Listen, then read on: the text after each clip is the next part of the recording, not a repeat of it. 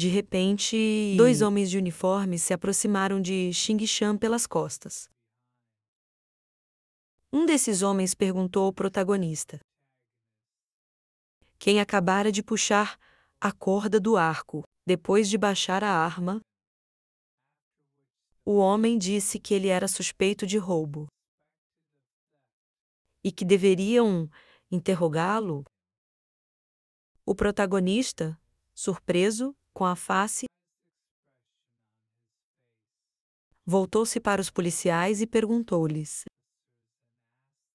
mais uma vez, roubo. Então, o protagonista perguntou o que ele roubou. De repente, irritado, interrompeu a conversa e gritou irritado que ele roubou seu arco. Mostrando o arco que Xi Shan segurava na mão. Qin Shan explicou que era o arco da noite, chuva, e que era um presente de um amigo. Depois disso, o protagonista perguntou: vamos, como isso poderia ser dele? Com um largo e confiante sorriso no rosto, indicando com um dedo na frente dele. Pediremos que ele encontre uma desculpa melhor. Depois disso, perguntaremos demonstrativamente quem poderia ter dado isso a ele. É um plebeu patético. Um arco tão caro. Um dos policiais colocando a mão no bolso. Observou que se nós disséssemos isso significava que ele realmente roubou o arco. O policial se aproximou de X, apontando a tela para ele. Ordenou que ele ficasse parado. Depois disso, ela explicou que confirmaria sua identidade e verificar se ele tinha antecedentes criminais. A tela apontada pelo policial, que Shin-Ki, começou a brilhar e emitir sons mecânicos.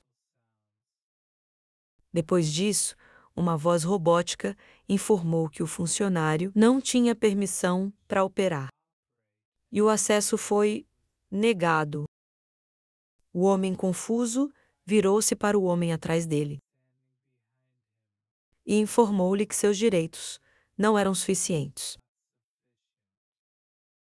O oficial de lei adulto, quem havia observado silenciosamente a situação, com expressão irritada no rosto. Até então, avançou, ao perceber que não conseguia executar uma tarefa tão simples. Então ele pediu para que ele pudesse fazer sozinho. Quando o homem adulto de uniforme apoiou a tela em direção a Tishan, a tela dizia o mesmo, afirmando que este homem também não tinha permissão para operar. E o acesso também foi proibido. O oficial de segurança adulto olhava confuso. Gritou que seus direitos também eram insuficientes. O jovem se voltou para o comandante e observou que não poderia ser, que este homem era algum tipo de elite. O comandante, com uma expressão insegura no rosto e gotas de sorridente, o suor deslizava pelo rosto. Disse que isso não poderia ser. De repente, um irado Rochal direcionou-se aos oficiais de lei e ordenou que verificassem sua identidade novamente. Então, prenda-o. Então, gritaremos que ele assume total responsabilidade. De repente, Ana o abordou. O oficial de segurança E Chen Shan se voltou para ela e começou a se perguntar como terminou aqui. Uma voz gritou alto que era Ana. Ela é a princesa do Império Oranga Sagrado. Com uma expressão séria no rosto.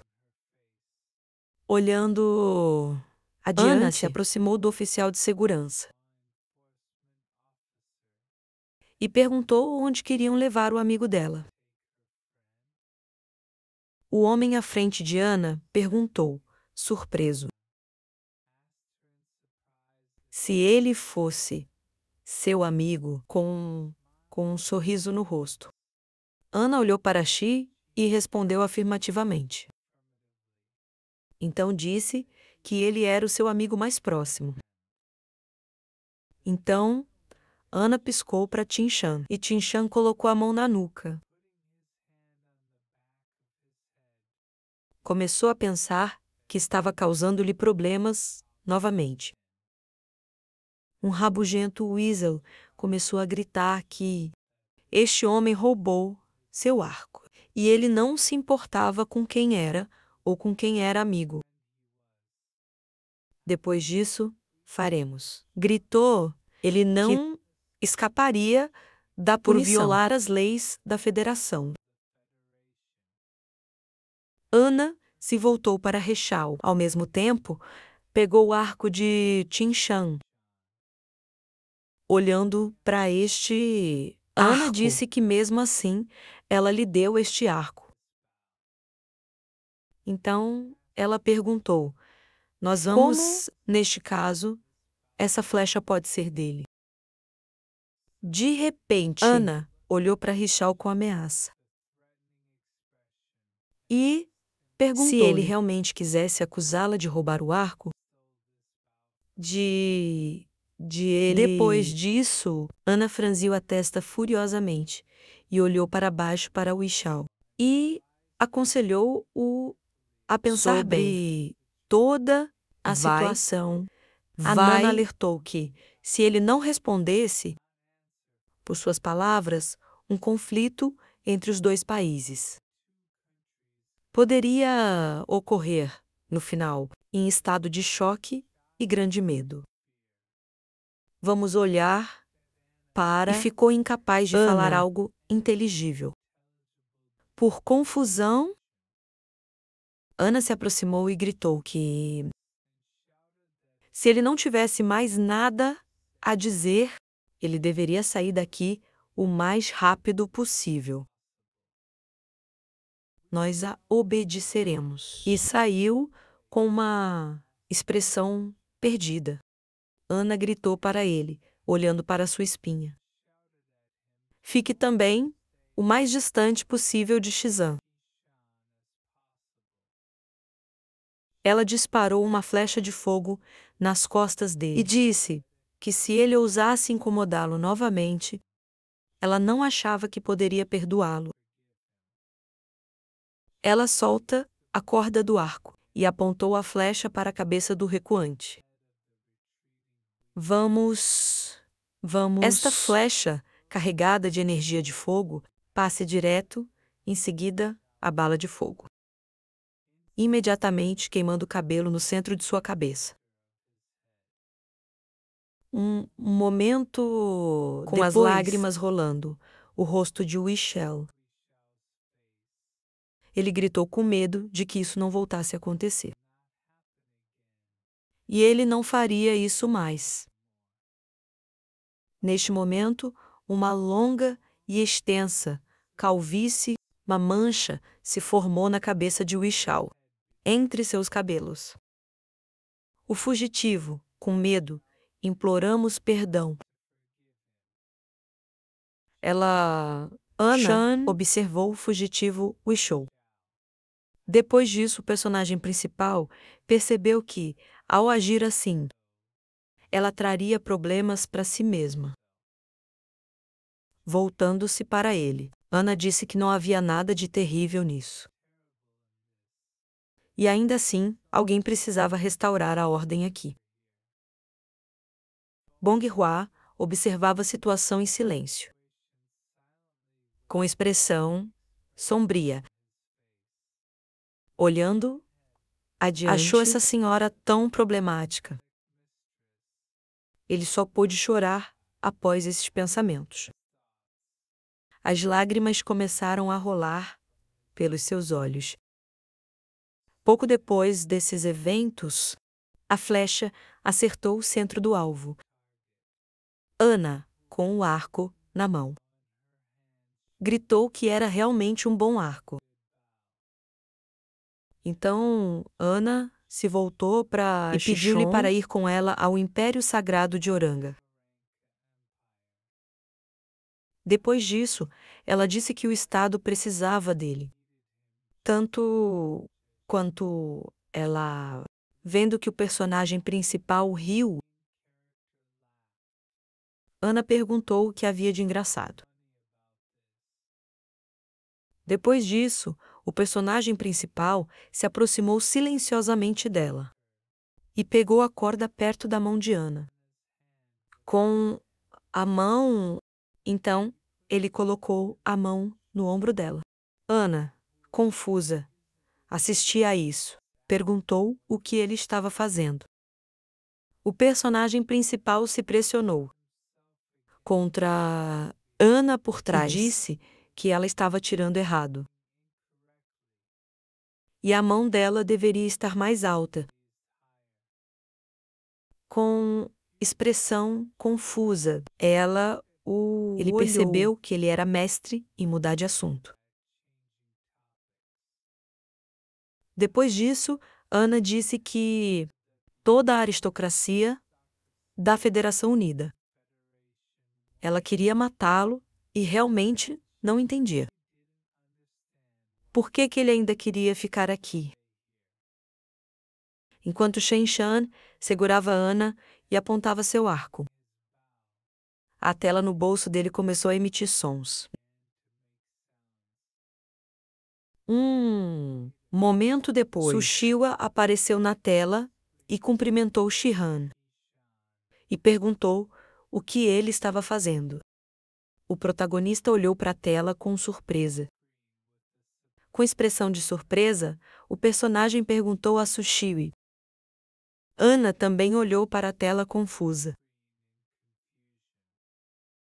Depois disso, o confuso Sushu e Ana, irritada, perguntou ao mesmo tempo a Xishuan. Quem é essa pessoa? O protagonista olhou para frente, confuso. E logo depois, conversando com Sushu, ele começou a explicar que essa garota era Ana. E que ela era sua amiga e também a princesa do Império Sagrado de Oranka. Depois, o protagonista colocou a mão na nuca, confuso, e explicou que acabara de ensiná-la a atirar arco. Sushua disse que estava bom e explicou a ele não precisava se justificar, porque ela acreditou nele. Nesse momento, Ana se afastou do protagonista com expressão e olhou para triste, o chão, sorrindo. Sushua disse que não achava que ele fosse amigo. Com a princesa, o protagonista explicou a ela que era uma história longa e ele contaria a ela depois. Então, o protagonista contou a Sushua. Ele já preparou o serafim para ela e que ele entregaria pessoalmente na escola dela. Amanhã, à tarde, Sushui respondeu afirmativamente a isso. Nesse momento, Ana cruzou os braços sobre o peito e olhou para a frente, perguntando a Fon. Isso significava que ela era apenas uma amiga de King Shan. Fon Oda respondeu à pergunta dela com outra pergunta e perguntou se ela não era amiga. Depois disso, Ana fechou os olhos com expressão tensa. Um momento depois, Ana sorriu para Fon Ida e pediu que ele dissesse quem era melhor, ela ou Sushu. Imediatamente após isso, Ana pediu que ele falasse honestamente e avisou que não se ofenderia com ele, com uma expressão pensativa, olhando adiante e pressionando a mão ao queixo. Fon teria dito que acabara de verificar Suishu era da família Sou. Depois disso, Fon teria dito que, além disso, Suchuan e Xixan estudaram juntos. E esses dois estão apaixonados um pelo outro. Desde a infância, pelo que parece, e também ele realmente gosta muito dela. Sofon Oda declarou que, se compararmos ela com Su Shuei, então ela é significativamente inferior a ela. Nesse momento, Ana estava em chamas de energia e com a expressão sombria no rosto. Abaixando a cabeça, ela apertou os dedos com força, ordenando que Fonwit calasse a boca. Depois do estalo de seus dedos, a espuma de água correu pela sala cercada de chamas e gritou ressentidamente. Ela prometeu que ele não ficaria bravo. Jinshan se aproximou de Ana, gesticulando com as mãos. Disse que terminou. Depois disso, ele a convidou para continuar o treinamento. Então, o personagem principal, ele voltou sua atenção para o telefone queimando e fumando. Údida, apontando para ele. O personagem principal perguntou se tudo estava bem. Estava tudo bem com ele. Com expressão sombria no rosto, olhando adiante, ela disse que tudo estava bem com ele. E ele simplesmente sentiu frio. De repente, a deusa da justiça se aproximou de Jianshan, quem lhe informou sobre a emergência, e ela precisava de sua ajuda. Ela então informou que um ônibus estaria parando próximo ao hotel, e ela pediu que ele embarcasse imediatamente. O protagonista imediatamente respondeu afirmativamente a essas mensagens. Depois disso, ele pediu desculpas a Ana e disse a ela que tinha negócios urgentes. E por isso, ele precisava correr. Ana disse que não era grande coisa. Depois disso, ela disse que o acompanharia até a saída. Pouco depois, ao saírem do hotel, havia um ônibus enorme no meio da estrada. O protagonista andou à frente. Ana olhou para sua espinha. Ela colocou a mão no peito e pediu que ele esperasse. Jinshan virou-se surpreso e viu Ana tirando um pingente do pescoço. Ela entregou e pediu que o aceitasse. Depois disso, ela explicou que era para ele, passando o pingente de mão em mão. Ana explicou que sua oferta ainda estava em pé e que ela tinha intenções sinceras com ele. O protagonista apertou o pingente na mão e respondeu-lhe afirmativamente. Depois disso, ele disse que ia embora. Pouco depois, o ônibus começou a decolar e subiu rapidamente para o ar. Ao ver isso, Ana gritou, Fon Oda, fênix, com cara exausta e suja, e também continuando a arder com roupas, disse que estava aqui. Ana, sem olhar para ele, ordenou para descobrir onde Chuchua estuda. Depois disso, ela disse que queria vê-la. Neste momento, Fenge Woda estava praticamente sem roupas. Ele só vestia shorts e uma camisa. E todo o corpo dele estava manchado com marcas de fogo. Enquanto no ônibus espacial, Xing-Shan olhou para a frente, agarrando o pingente na mão. Nesse momento, a deusa da justiça informou que, em 5 minutos, chegariam ao palácio. O protagonista olhou para o pingente na mão e percebeu que era um contrato para uma mudança de vida, e este era um símbolo do deus da morte. Olhando adiante, Shite-chen disse que o deus da morte pode prolongar a vida de alguém. Quem tem isso? Mas o preço dessa extensão é a vida de alguém. Outra pessoa, com expressão pensativa, Shechan perguntou a si mesmo: por que Ana lhe deu algo tão valioso? Ele chegou à conclusão de que, na próxima vez que a ver, ele certamente devolverá a ela. O protagonista franziu o senho e olhou para frente, dizendo que já deve sua vida a ela pela última vez, e ele não gosta de estar endividado com os outros. A deusa da justiça, atrás de Xing-Shan, oprimiu-o como o líder supremo da federação.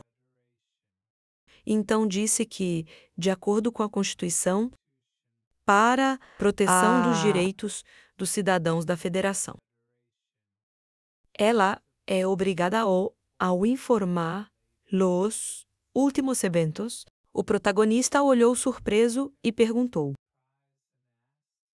informar. Então, ele perguntou o que ela queria informá-lo, apontando a palma para o espaço brilhante à sua frente. A deusa da justiça disse que o satélite mostra que a República, as ilhas ocidentais, desapareceram. Depois, ela informou que 167 robôs submarinos foram enviados e 166 deles falharam ao atingir a água. E apenas o último robô restante enviou com sucesso uma foto do leito marinho, vendo o vídeo de um monstro marinho enorme ao redor de muitos fragmentos. A deusa da justiça disse: foi a última coisa que conseguiu capturar. Pouco depois, 2 olhos brilhantes surgiram nas profundezas da água. Depois disso, um tentáculo longo surgiu das profundezas e aproximou-se agudamente da câmera do robô. A deusa da justiça disse depois que o último robô submerso quebrou. Anteriormente, criaturas desconhecidas começaram a flutuar à superfície. O personagem principal olhou, perplexo. Diante dele, a tela mostrava os tentáculos subindo com grande velocidade, rastreando a superfície. Esta criatura tinha muitos tentáculos e uma boca, com várias alternâncias, linhas de dentes enormes e afiados. O personagem principal, com expressão escura, de surpresa, e seus olhos, amplos e abertos, olhavam à frente e percebeu que era um monstro do dia do juízo final. na estação espacial chamada Hope Palace. Muitos nobres estavam sentados em frente a uma mesa. No centro, um pentagrama esférico. A deusa da justiça disse que era um grupo científico, chefiado pelo próprio presidente. E eles purificariam os mares e oceanos de criaturas não identificadas. O presidente da União ergueu a mão e disse que, dada a situação atual, ele sugeriu discutir, primeiramente, as informações que tinham, vendo com a imagem de um ponto vermelho no mapa. A deusa da justiça disse que o nível estimado dessas criaturas marinhas era extremamente perigoso e o plano de ação era enviar os robôs mais recentes para reconhecimento, para obter informações sobre essas criaturas. Então, a deusa da justiça observou que, considerando a pesquisa científica e o conhecimento de Cheshan, ela pediu sugestões dele. O protagonista, quem havia estado sentado anteriormente com os braços cruzados sobre o peito, com uma expressão séria, disse que armas científicas e técnicas eram inúteis aqui. E ele sugeriu enviar profissionais à deusa da justiça. Em resposta, perguntou-lhe que explicasse com mais detalhes. Nesse momento, o protagonista se perguntava: ele realmente renasceu? Então, o protagonista começou a falar sobre como no passado pessoas usam todas as armas científicas e tecnológicas. Mas eles não conseguiram destruir os monstros. Ele raciocinou que, após pensar, as pessoas descobriram que apenas profissionais com 4 habilidades especiais. Isso é voltar às raízes. O escolhido do céu. Os 5 elementos e a habilidade divina pode causar dano aos monstros. E esta desde prática então, tornou-se mainstream neste mundo. Depois disso, o protagonista começou a falar sobre tecnologia. Por sua vez, mudou-se para outra nova área. E o poder espiritual é a fonte dos 4 fundamentos. Habilidades. Isso causa muito mais dano aos monstros do Apocalipse. Entretanto, o protagonista compreendeu que neste mundo ainda não compreendem como treinar o poder espiritual deles, sem contar como usá-lo e como melhorá-lo. A deusa da justiça disse que o protagonista é especialista em robótica, mas ele não sabe nada de biologia marinha. E ela não acha que ele é a melhor escolha. O protagonista olhou furioso para a deusa da justiça e perguntou-se mentalmente. Nesse caso, por que ela o perguntou? Agora, depois disso, onda vermelha surgiu na tela, emanando de um ponto. Era um monstro que emitiu muitas ondas sonoras pela boca. Aviso apareceu na janela do sistema. A situação era perigosa e a situação havia piorado. Jin Shan, com expressão surpresa no rosto, olhando para frente,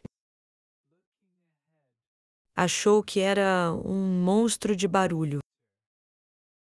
Ele pensou que isso não poderia ser. Depois disso, o protagonista, com uma expressão pensativa, no rosto.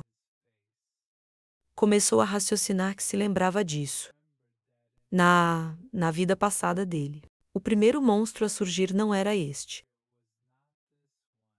E que monstros do mar só aparecem em 3 meses. Colocando a mão no queixo, Qin Shan compreendeu.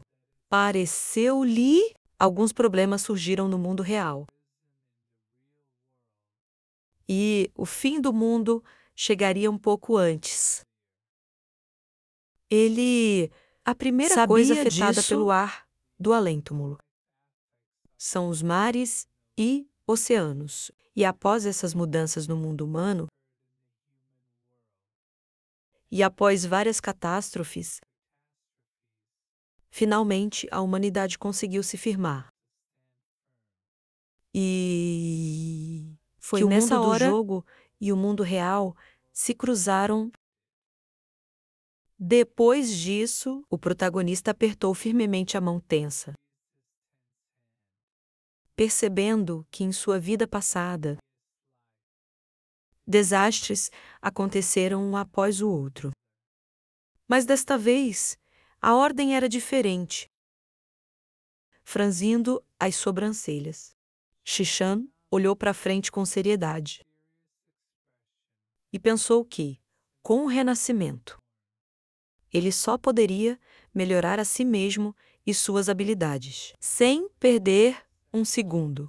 E só assim ele poderia salvar seus entes queridos e eliminar todos os problemas. Então, o protagonista começou a raciocinar. Ele estava atacando o reino sagrado com todas as suas forças. Mas eliminá-lo seria apenas o começo, porque ele queria superar sua vida anterior. Ele compreendeu que queria superar todos. Neste momento, a deusa da justiça informou que a situação havia escalado. A federação entrou na fase de guerra. Depois disso, ela informou àqueles na sala que a primeira Sixth e 11th naves estavam prontas para decolar, e o exército estava pronto para iniciar a operação militar.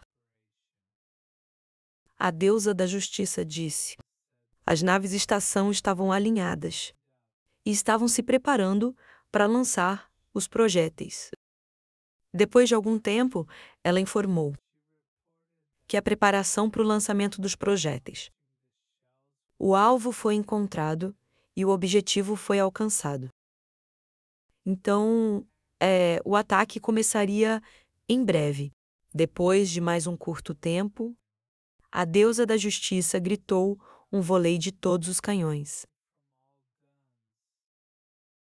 Quando ela disse isso, as naves estreladas apontaram em uma direção e começaram a emitir poderosos fluxos de energia. Esses fluxos foram direcionados para a Terra, diretamente para o monstro que, sob a influência desses fluxos de energia, começou a gritar alto, com a boca aberta. A energia atormentou a água, onde o monstro se escondia. Quando a fumaça e vapor se dissiparam, o monstro voltou a ser visível. A deusa da justiça. Quem está observando a situação disse que a regeneração desse monstro foi monstruosa. E isso era simplesmente algo porque seus ataques eram inúteis contra este monstro. Um dos homens sentados à mesa propôs usar armas modernas, destruir o DNA do monstro. E Macho, outro homem, confirmou este raciocínio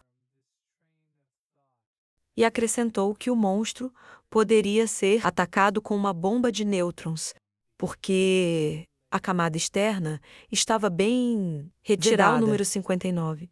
E assim, eles lançariam essa bomba diretamente do espaço para o oceano.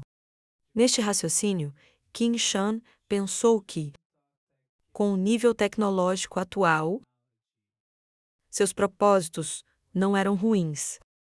Mas para ele, reencarnado, tudo isso não fazia sentido. Depois, o protagonista disse que isso já era ultrapassado. E eles continuavam a perfurar. Então, o protagonista perguntou: o que fariam se a bomba de nêutrons explodisse acidentalmente? Explodiu na estratosfera.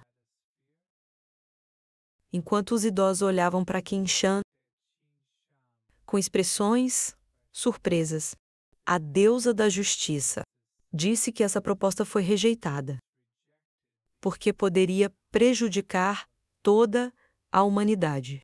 Então, os protagonistas, com expressões confiantes, disse que propôs uma reconquista. Operação para identificar os pontos fracos do inimigo. E primeiro, coletariam dados, e então todos entenderiam. Apenas pessoas com 4 habilidades, adequado para lidar com o monstro. O presidente da União disse que Qin Shan estava certo. E o inimigo era um tipo totalmente novo de monstro. Inconhecido para eles. E primeiro, precisavam coletar informações sobre ele. A deusa da justiça. A proposta de Qin Shan foi aceita e eles realizariam uma reconstituição, operação para identificar os pontos fracos do inimigo. Então, todas as comandantes foram destituídas de seus poderes. Ela assumiria o comando das tropas por si mesma. Depois disso, ela ordenou a ativação total dos sensores de combate aéreo. Então, a deusa da justiça ordenou o início do desdobramento militar. Depois disso, ela disse que, após os cálculos, determinou-se que a casa Shilmu, a fortaleza estelar, foi a melhor arma para o ataque. Enquanto as aeronaves no céu começaram a se mover ativamente. A deusa da justiça ordenou o movimento do Kyonu. A fortaleza da casa Star iniciou seu movimento. Assim que a nave sumiu do espaço. A deusa da justiça disse que o destino, então, chegou-se à conclusão. Ela informou que o canhão laser foi configurado e a montagem a bomba de fragmentação foi concluída. Neste momento, um enorme avião estava perto do monstro. A deusa da justiça relatou que o gerador de uma mini-bomba, o buraco negro, foi configurado. Neste momento, a aeronave apontava para a besta. A deusa da justiça disse ajuste de sensores de prontidão para combate. Pouco enquanto depois, o monstro estava na superfície da água. A deusa da justiça ordenou o envio de robôs de combate e a conexão dos sensores. Vários robôs de combate foram enviados com alta velocidade. A deusa da justiça iniciou o diagnóstico do sistema de combate. Em preparação para o ataque, relatou que o 3D, a determinação da localização do alvo começaria em breve. Muitas armas apontaram para o monstro na água. Um momento depois, energia intensa foi liberada dos canhões. E esses rios se aproximavam rapidamente do monstro. Assim que a poderosa energia chegou ao corpo do monstro, A explosão foi poderosa, causando explosões de fogo e água. Uma poderosa corrente de água da explosão surgiu